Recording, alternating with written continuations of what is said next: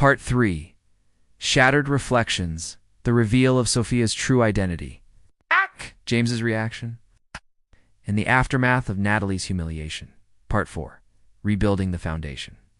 James and Sophia's journey of working together to reconnect, facing hard truths about their relationship.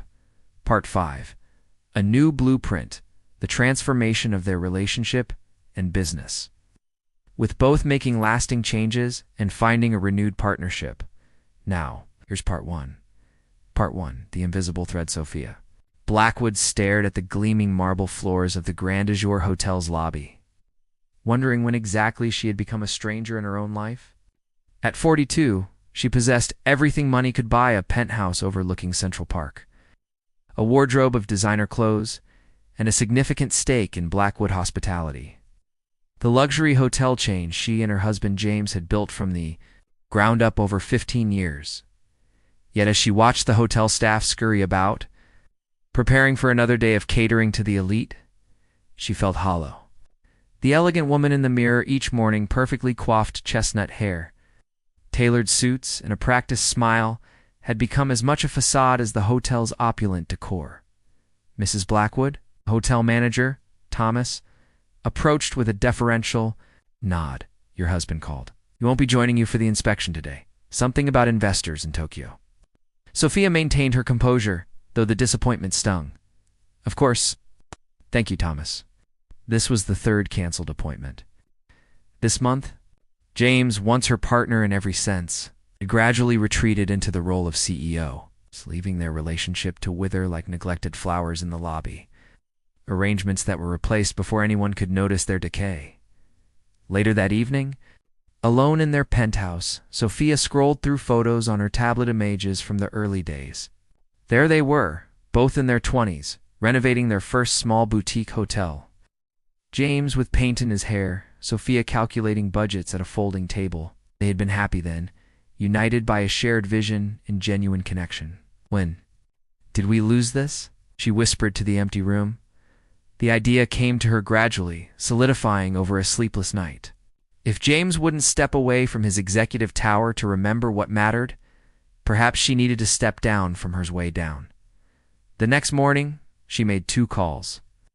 The first to her trusted assistant, Olivia. "I need complete discretion on this," Sophia explained. "Create an employee file for a Sophie Black. Background check, references, everything legitimate but untraceable to me." "May I ask why, Mrs. Blackwood?" Olivia's voice carried concern. "I need to understand our business from the ground up again. James and I have lost touch with what made Blackwood special. I'm going undercover." Her second call was to Helen Porter, the head of housekeeping at the Grand Azure, their flagship property. Helen had been with them since the beginning and was one of the few people who knew both sides of Sophia, the shrewd businesswoman and the woman who once helped clean rooms.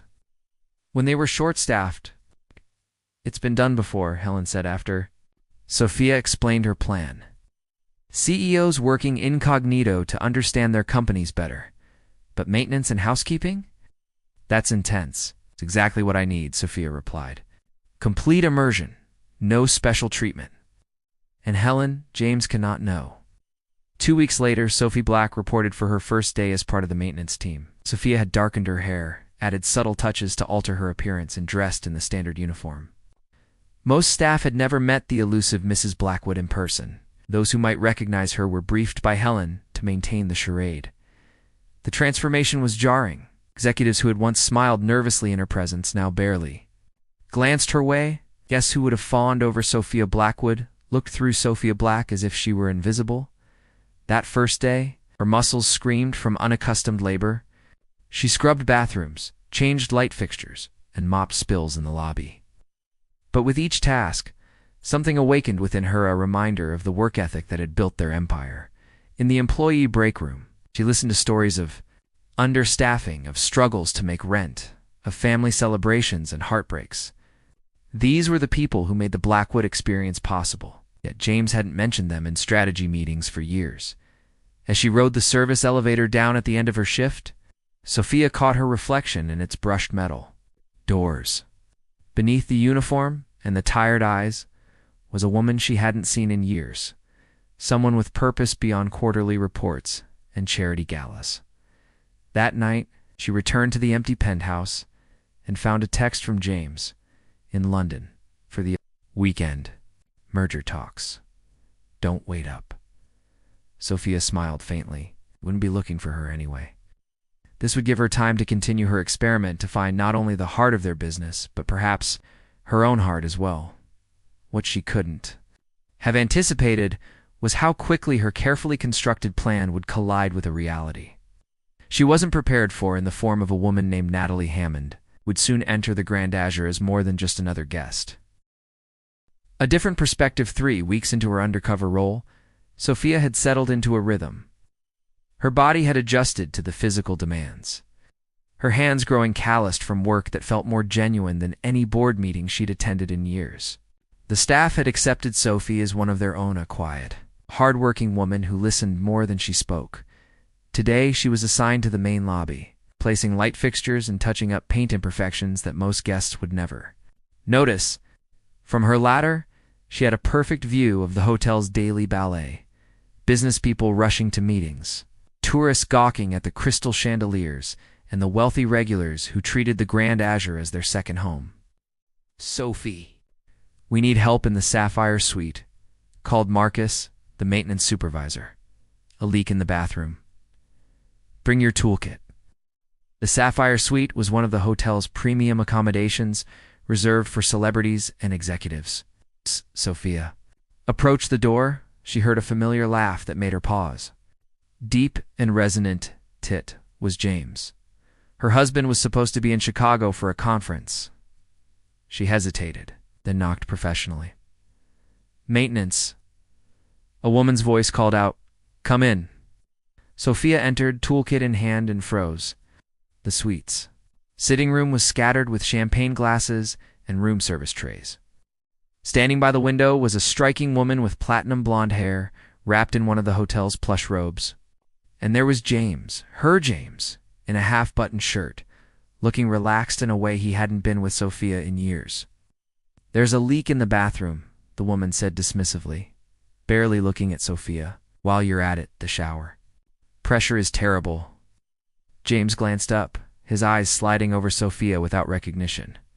The disguise and context had rendered his own wife invisible to him. "I'll take care of it," Sophia managed to say, her voice steady despite the earthquake.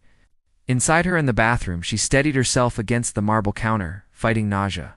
The leak was minor, a loose connection under the sink. She fixed it mechanically, her mind racing. 3 years of growing distance, canceled dinners, and late nights at the office crystallized into this moment of devastating clarity. Over the next few days, Sophia learned the woman's name, Natalie Hammond, a luxury real estate agent who had been staying at the Grand Azure for nearly 2 months while between properties. According to Helen, Miss Hammond was developing quite a reputation among the staff for her demanding nature and generous tips that seemed to compensate for her condescension. Sophia continued her work, ghost in her own hotel, watching as James visited the Sapphire Suite 3 more times that week. Each visit was like a knife twisting deeper, but she maintained her cover. This wasn't just about their marriage anymore. It was about understanding exactly what had been built on the foundation of their once shared dream. On Friday afternoon, Sophia was polishing the grand piano in the lobby when Natalie strutted through the main entrance. Shopping bags dangling from her arms, she was talking loudly on her phone. "Darling, you wouldn't believe the jewelry he bought me." Of course, his wife has no idea. Apparently, she's too busy with her charity work to notice what her husband is up to. Natalie laughed, the sound echoing. Through the marble lobby, Sophia kept her head down, focusing on the gleaming black surface of the piano. She had heard enough staff gossip to know that Natalie believed James was planning to leave his wife. The thought made her stomach clench. Not just with hurt, but with a surprising surge of anger. This woman knew nothing about their history, about the sacrifices they had both made to build Blackwood hospitality, as if drawn by Sophia's thoughts. Natalie ended her call and approached the piano. "You missed a spot," she said, pointing to a perfectly polished section of the instrument. Sophia looked up. "It'll take care of it." "You should," Natalie replied, setting her designer coffee cup on the piano's surface. leaving a deliberate ring on the wood. That's what they pay you for, isn't it? Sophia carefully moved the cup to a nearby table. We ask that guests not place beverages on the piano, ma'am. Damages the finish.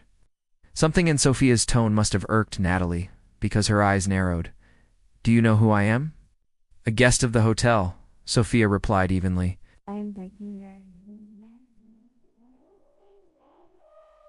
I'm a special friend of the owner, Natalie smirked. James Blackwood himself. So I think I can put my coffee wherever I want. The moment stretched between them, charged with an electricity Natalie couldn't possibly understand. Sophia simply nodded and continued her work. Piano was a gift from Mrs. Blackwood to her husband on their 10th anniversary, she said quietly. Specially made in Vienna. Natalie's expression flickered with surprise, then annoyance. Well, if his wife paid more attention to him instead of pianos, maybe he wouldn't need companionship elsewhere. Before Sophia could respond, Natalie's phone rang again. She answered it with a brightening expression. James, are we still on for dinner? She walked away, leaving Sophia with the fading scent of expensive perfume and the bitter taste of betrayal. That evening, Sophia sat in the employee locker room, contemplating her next move. Around her, staff members chatted about weekend plans and shared complaints about difficult guests. Elena, a housekeeper in her 50s, noticed Sophia's distant expression. Rough day? She asked, sitting beside her.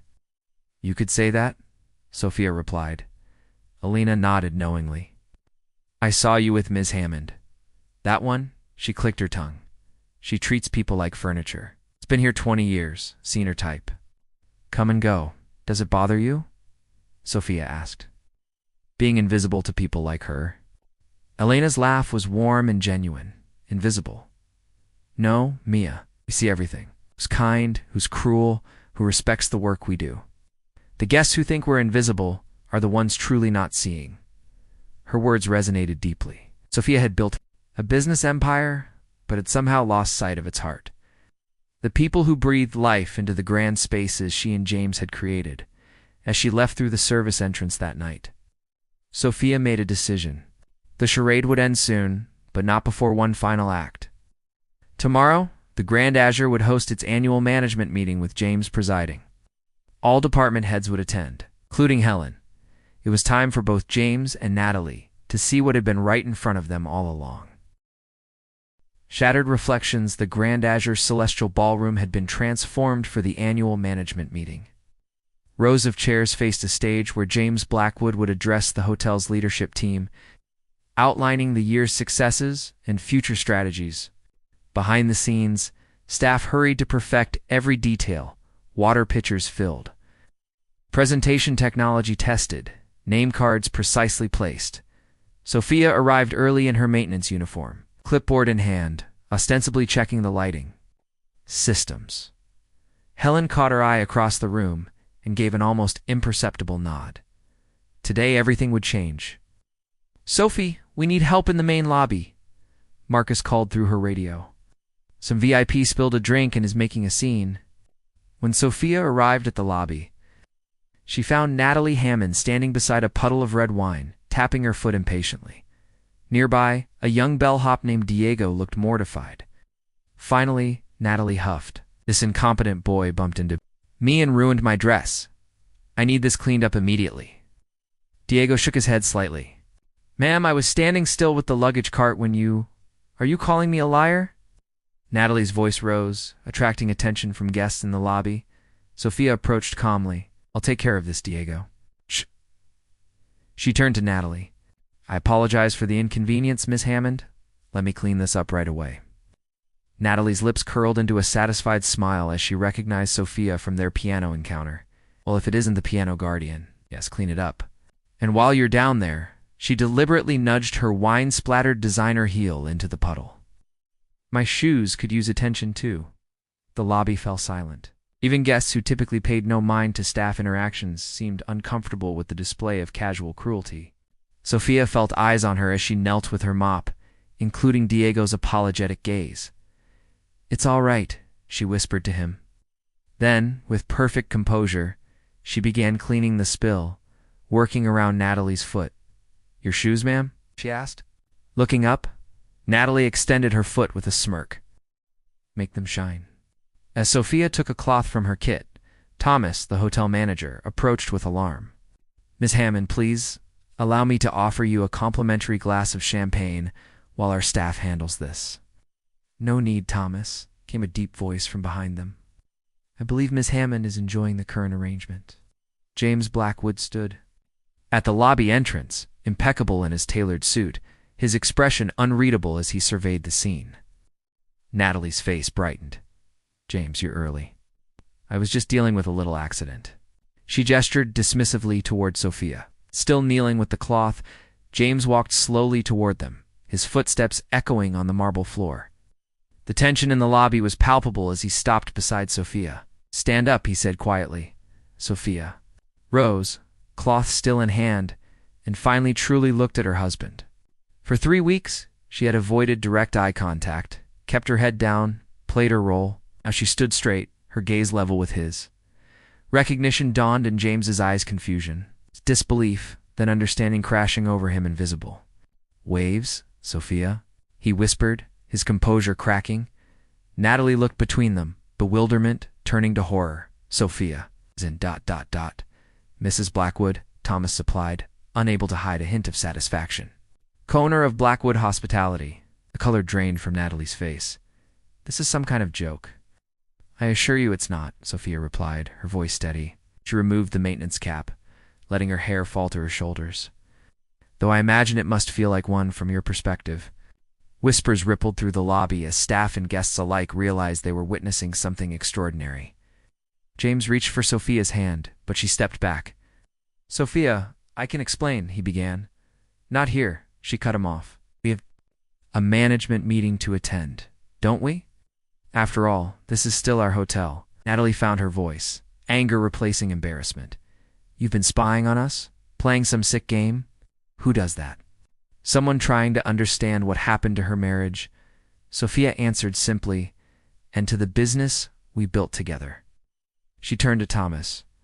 Please escort Miss Hammond to her suite. She'll be checking out by noon tomorrow. Can't do that, Natalie sputtered. She can, James said quietly. And I think it would be best if you did leave, Natalie. The betrayal in Natalie's eyes was a mirror of what Sophia had felt days earlier. Without another word, Natalie stormed toward the elevators, leaving a stunned silence in her wake. Sophia addressed the staff, who had witnessed the confrontation. Please return to your duties. And Diego, she smiled at the young bellhop. You did nothing wrong. She walked toward the celestial ballroom, aware of James following behind her. The weight of their public drama pressed on her shoulders, but somehow she felt lighter than she had in years. The truth, however painful, was finally in the open. In a small conference room adjacent to the ballroom, they faced each other alone for the first time since her revelation. 3 weeks, James said, his voice hoarse. You've been working here for 3 weeks and I never saw you. It's the point, isn't it? Sophia replied. You haven't really seen me for much longer than that. James ran his hands through his salt and pepper. Hair. Why didn't you just talk to me? Tell me you were unhappy. I tried, James. For years. But you were always too busy building an empire to notice it was costing us our kingdom. He sank into a chair. The powerful CEO suddenly diminished. And Natalie is a symptom, not the disease, Sophia said, though not a particularly pleasant one. A knock at the door interrupted them. Helen poked her head in. The department heads are all seated. They're waiting for you both. James looked at Sophia questioningly. She straightened her shoulders and nodded. We'll be right there. As Helen left, James stood and reached for Sophia's hand again. This time, she didn't pull away. What happens now? He asked. Sophia looked at their joined. Hands are calluses from weeks of manual labor against his manicured fingers. Now we go out there and run our company. Together. But after that, she met his gaze steadily. After that, we have a lot to rebuild if we can. The management meeting would proceed as planned, but nothing would ever be the same again. As they walked toward the ballroom, Sophia felt the eyes of staff members following them, people who had accepted her as one of their own, who had shown her the true foundation upon which their luxury empire stood. These were the invisible threads that had held everything together, while she and James had gradually unraveled. Whether those threads could be rewoven into something stronger remained to be seen. Rebuilding the foundation the week following the confrontation passed in a blur of awkward silences and cautious conversations. James moved into the guest room of their penthouse, a physical manifestation of the distance between them. Sophia had shed her maintenance disguise but carried with her the lessons learned during those 3 weeks. On Sunday morning, Sophia sat on their balcony overlooking the city, cup of coffee warming her hands against the autumn chill. The door slid open. Behind her, "May I join you?" James asked, his voice tentative in a way it had never been during business negotiations. Sophia nodded, gesturing to the empty chair beside her. For several minutes they sat in silence, watching the city wake up. "I met with the lawyers yesterday," James finally said. Sophia's grip tightened on her mug. And I told them to hold off on any paperwork." He turned to face her.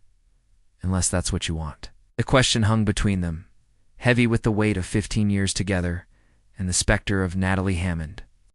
"What I want," Sophia said carefully, "is to understand how we got here, and whether there's anything left worth saving." James nodded slowly. "That's fair, more than fair, considering ... "I have a proposal," Sophia continued. "You experienced my world these past few weeks. Now I want you to show me yours." James looked confused. "You already know the business side, not the business. You." Sophia set down her mug. "The parts of your life I've become disconnected from. Your daily routine, the decisions you make, the people you interact with. And in exchange, I want you to experience what I discovered working undercover." "You want me to mop floors?" James asked, a hint of his old defensiveness creeping in. "I want you to work alongside the people who make our success possible," Sophia corrected him.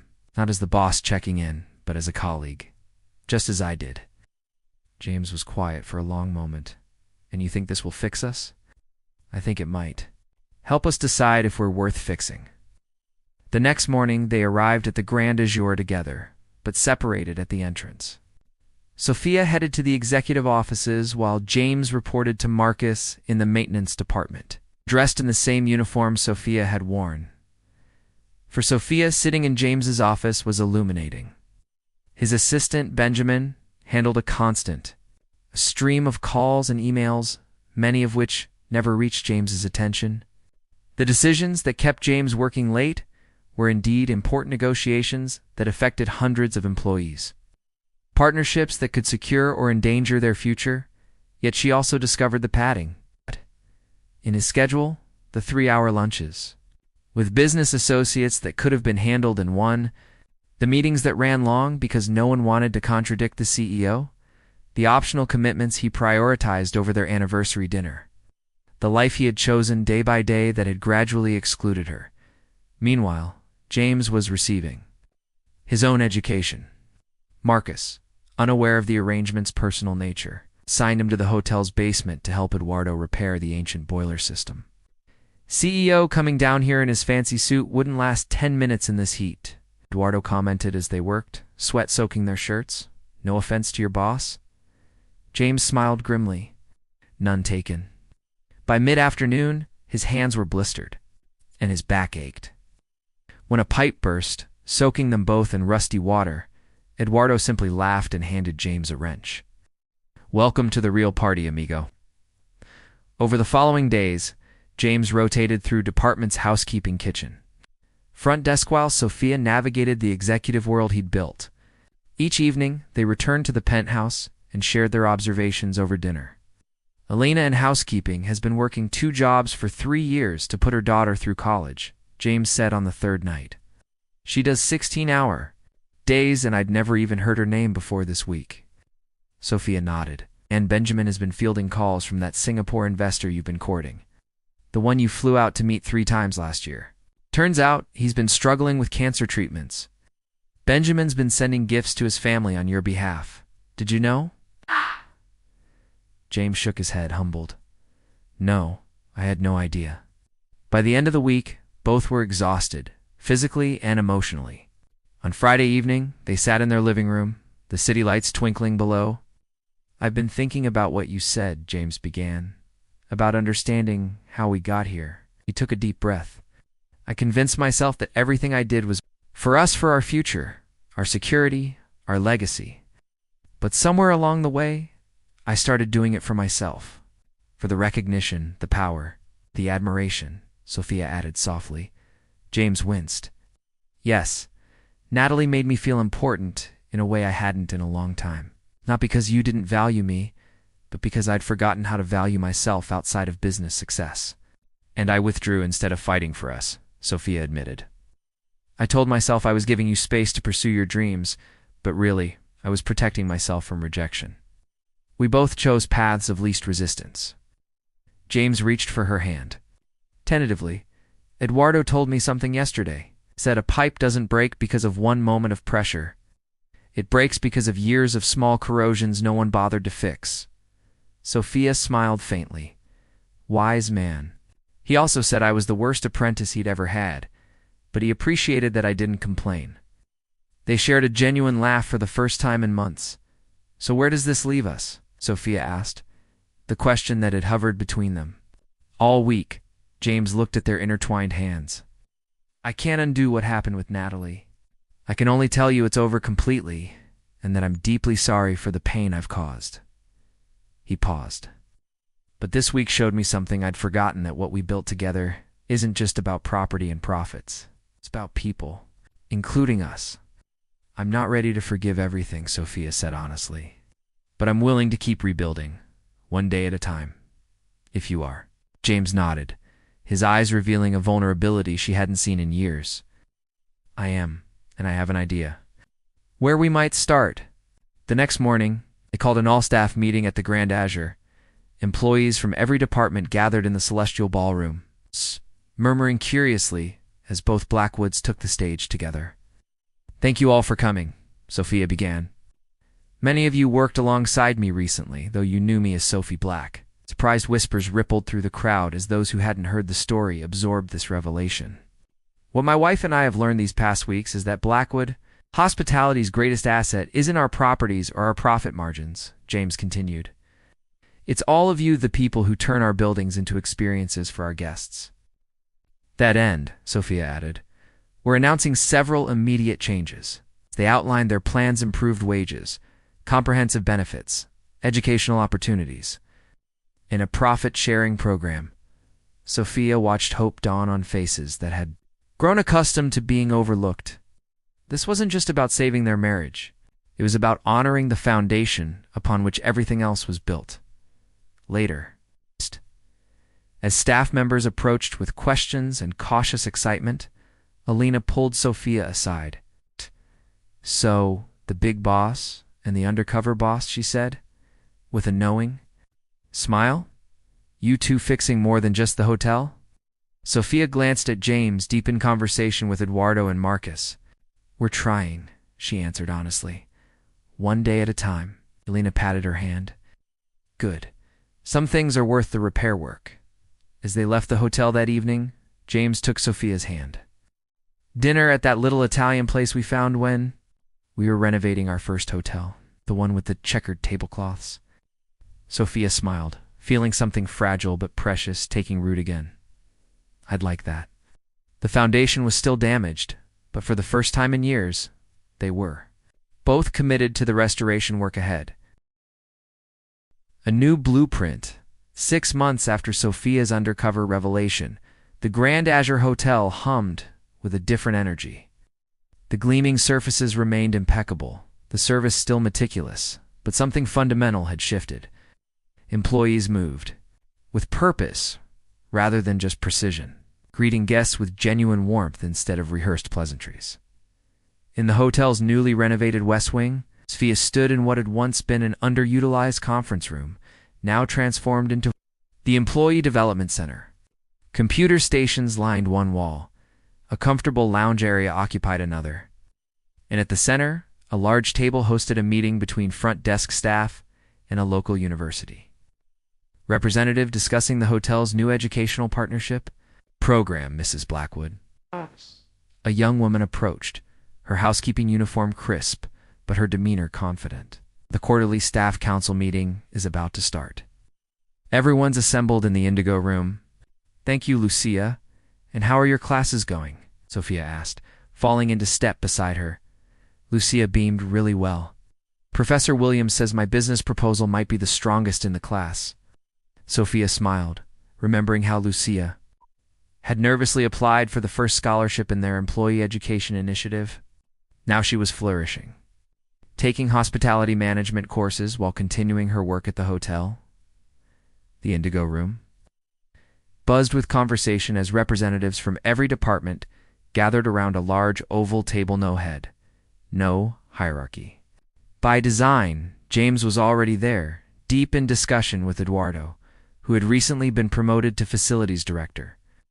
Before we begin, James said once everyone was seated, I'd like to acknowledge that today marks 6 months since we implemented the Employee Empowerment Initiative. The numbers speak for themselves. Thomas, the hotel manager, distributed tablets with the latest reports. Guest satisfaction, up 17%.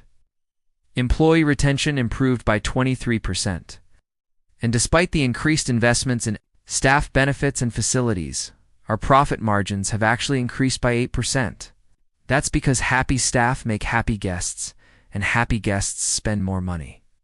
Alina stated matter-of-factly, to murmurs of agreement.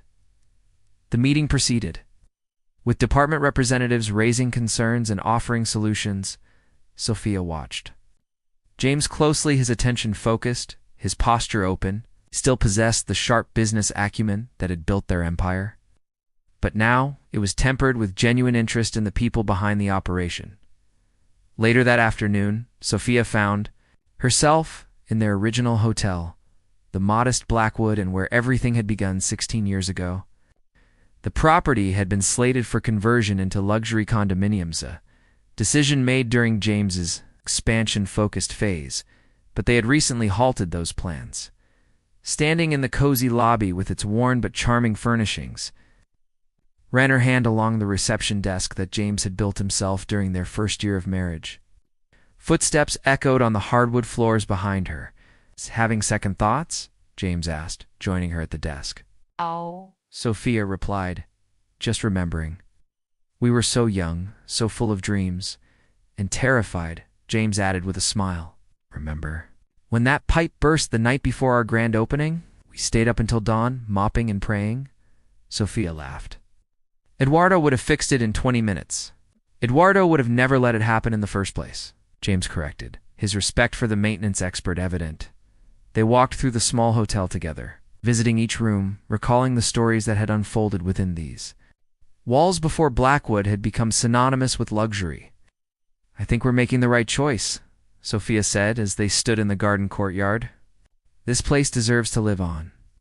The renovation plans for the Blackwood Inn were unlike anything they had done before. Rather than upgrading it to match their other properties, they were preserving its intimate charm while establishing it as a training ground for employees who wished to advance in the company. Future managers would spend time here, learning every aspect of hotel operations in a setting where mistakes wouldn't cost thousands, but would provide invaluable lessons. As the sun began to set, they drove to the small Italian restaurant that had become their regular date night spot, a ritual they had maintained religiously since beginning their reconciliation. The owner, Giuseppe, greeted them like family, leading them to their table in the corner. The usual Chianti? He asked. James looked to Sophia, who nodded. Some traditions were worth preserving. Over plates of homemade pasta, they discussed the day's meetings, sharing observations and ideas as equal partners. The conversation flowed naturally between business and personal matters. The artificial separation between those aspects of their lives now dissolved. I had a call from Natalie's. Attorney today? James said, his tone careful. Sophia set down her fork. Oh, she's selling her real estate business and moving to Los Angeles. Wanted to make sure there were no lingering legal issues before she left. Sophia considered this. The wound of James's affair had scarred over, no longer raw, but still present. And are there? No, James answered simply. That chapter is closed completely. They were silent for a moment, acknowledging the past without allowing it to overshadow their present. I saw Benjamin adding something to the calendar for next month. Sophia said, changing the subject. A mystery appointment labeled only Be-Anniversary. Care to explain? James smiled, a hint of mischief in his eyes. That would be the 20th anniversary of the day you first walked into my architecture firm looking for someone to help redesign. Your parents' bed and breakfast? The day that eventually led to our first hotel. You're commemorating the anniversary of when we met, Sophia asked, touched by the sentiment. I'm commemorating everything worth remembering, James replied, and making sure I don't miss what matters again. As they walked home through the city streets, arm in arm, Sophia reflected on the journey of the past 6 months. Their marriage wasn't perfect. The trust broken by betrayal was still being carefully rebuilt. It was honest in a way it hadn't been for years. The superficial harmony of their previous life had been replaced by something more authentic, with room for disagreement, compromise, and growth. The following morning found them in the Employee Development Center again. It's time for the launch of the Blackwood Pathways program. Staff members from all their properties had gathered to hear about the initiative that would create clear advancement opportunities throughout the company. The heart of hospitality isn't found in marble lobbies or thread counts, Sophia began. Addressing the assembled employees, it's found in the genuine connections we make with our guests and with each other. James continued, for too long we focused on building properties without properly investing in the people who bring them to life. The Pathways program is our commitment to changing that permanently. As they outlined the details, mentorship, opportunities, skill development tracks, transparent promotion criteria, Sophia observed the faces in the audience. There was cautious optimism, but also something more valuable, a sense of belonging. After the presentation, as staff members mingled over refreshments, Alina approached the Blackwoods. So, she said with her characteristic directness, the undercover operation turned out pretty well, eh? Sophia smiled. Better than I expected, though not quite how I imagined. Alina glanced between them knowingly. Sometimes we have to break something down completely to rebuild it stronger. Like that renovation show my granddaughter watches. What's it called? Extreme Makeover. I'd prefer to think of it as restoration, James replied, uncovering what was valuable beneath layers of distraction. Alina patted them both on the shoulders. Whatever you call it, it's working. Not just for you two, for all of us.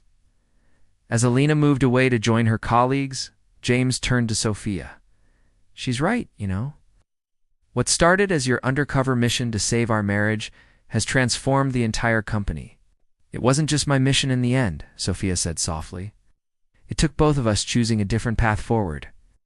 Outside the windows of the development center, the Grand Azure's garden was being replanted for spring, new growth emerging from soil that had lain dormant through winter.